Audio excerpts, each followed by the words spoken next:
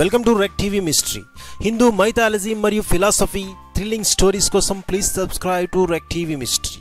ఇక కృష్ణుడెత్తిన గోవర్ధనగిరి గురించి ఇప్పుడు మనం తెలుసుకుందాం.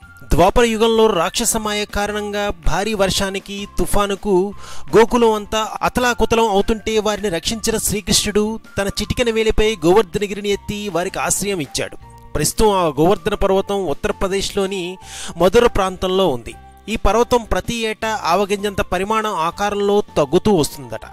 అలా తరిగిపోతున్న గోవర్ధనగిరి ఎప్పుడైతే నేలకు సమాంతరంగా మారుతుందో అప్పుడే కలియుగం కూడా అంతమవుతుందని పురాణాలు చెబుతున్నాయి. పర్వతరాజు ద్రోణకల అనే అతనికి గోవర్ధనుడు యమున అనే ఇద్దరు జన్మించారట. గోవర్ధనుడు గోవర్ధన పర్వతంగా మారగా యమున నదిగా మారి ప్రవహించింది. బ్రహ్మదేవుడి మనవుడు గొప్ప ఋషి అయిన పులస్త్యుడు ద్రోణకలుడితో గోవర్ధన పర్వతం కాశీలో ఉండాలని, అక్కడ ఉంటే పూజాది కార్యక్రమాలకు బాగా అనువుగా ఉంటుందని చెబుతాడు. దీనికి ద్రోణకలుడు అంగీకరించి గోవర్ధనుడిని పులస్త్యునితో వెళ్ళమని చెప్పగా దానికి గోవర్ధనుడు మొదట సరే అని, తర్వాత ఒక చిన్న మెలిక పెడతాడు. తనను మోసుకుని వెళ్ళేటప్పుడు మార్గ మధ్యలో అసలు కింద పెట్టకూడదని, అలా పెడితే తాను రానని, కాశీ వరకు తనను దింపకుండా అలాగే తీసుకెళ్లాలని గోవర్ధనుడు చెబుతాడట.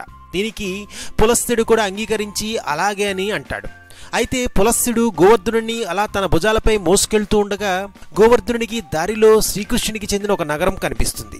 ఆ నగరం ప్రకృతి అందాలతో మహా అద్భుతంగా ఉండడంతో పాటు తన చెల్లెలైన యమునా నది కూడా అక్కడి నుంచి ప్రవహిస్తూ ఉంటుంది. దీంతో ఆ ప్రకృతి అందాలకు ముగ్ధుడైన గోవర్ధనుడు అక్కడ కాలం గడపాలని నిశ్చయించుకుని ఎలాగైనా పులస్త్యుడిని మాయ చేయాలని నిర్ణయించుకుంటాడు. తన శక్తితో గోవర్ధనుడు అమాంతం బరువు పెరుగుతూ ఉంటాడు.